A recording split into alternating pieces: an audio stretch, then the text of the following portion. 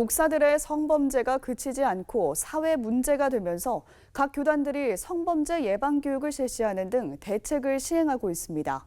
그러나 성범죄 의혹을 받고 있는 당사자들에 대한 일부 교단의 처벌 수위는 낮아서 온정주의가 여전하다는 지적도 나오고 있습니다. 유영혁 기자가 보도합니다. 지난해 미성년자를 포함한 교인 수명에 대해 성범죄를 저지른 의혹을 받고 있는 인천의 김모 목사는 노회로부터 사직 처리됐습니다. 김은 사직 행정 처리됨을 공포합니다. 그나마 해당 교회가 교단을 탈퇴하면서 사직 처리 역시 유야무야 됐습니다. 김 목사는 아동, 청소년 성폭력 혐의 등 5개 혐의로 검찰에 송치돼 수사를 받고 있습니다. 예장 합동총회는 이 사건 이후 총회 차원의 성폭력 예방 교육을 실시했습니다.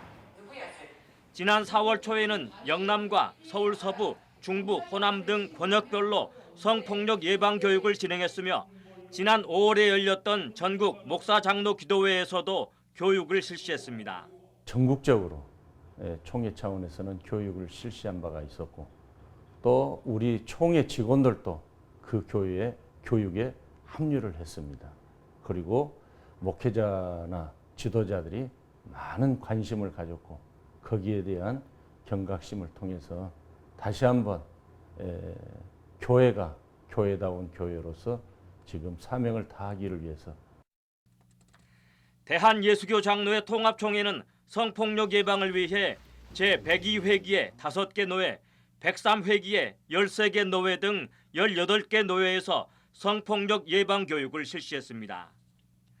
통합총회는 지난 2015년 목회자 윤리 강령을 마련한 데 이어 교회 성폭력 대책위원회를 설치하고 전담 직원을 채용해 초기 상담 접수와 사건 처리 등의 실무를 맡겼습니다. 다음 달에 열리는 제104회 총회에서는 교회에서 성폭력 범죄를 저질러 면직된 목사가 7년 이내에는 복직할 수 없도록 헌법을 개정할 계획입니다. 성범죄에 관계된 사람들을 징계할 수 있는 조치는 헌법에 들어 있습니다. 하지만 다른 일반적인 범죄와 구별해서 특별하게 처벌할 수 있는 조항을 올해 104회 총회에서 헌법을 개정하도록 청원하였습니다. 기독교 대한감리회는 홈페이지에 성폭력 상담센터를 개설했습니다. 감리회 양성평등위원회가 개설한 성폭력 상담센터는 교회에서 일어나는 성폭력을 제보받는 곳으로 증거 자료를 확보해 교회법 또는 사회법으로 고소도 할 수 있도록 했습니다. 한국기독교장로회는 해마다 양성평등위원회를 개최하고 있습니다. 양성평등위원회는 교회 내에서의 남녀평등 문제와 성폭력 예방을 위한 대책 등을 논의하고 있습니다. 각 교단들의 여러 노력에도 불구하고 성폭력을 저지른 목회자들에 대한 처벌은 미흡하다는 지적이 나오고 있습니다.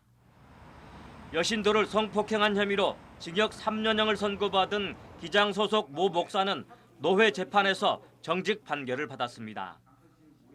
통합총회 서울 강북노회는 여신도를 성추행한 혐의로 징역 6개월을 선고받은 모 목사에 대해 정직 1년 징계를 내렸습니다. 성범죄의 경우 재범 가능성이 높기 때문에 추가 피해를 막기 위해서라도 성범죄를 저지른 목회자들에 대해 엄격한 처벌이 필요하다는 목소리가 높아지고 있습니다. CBS 뉴스 유영혁입니다.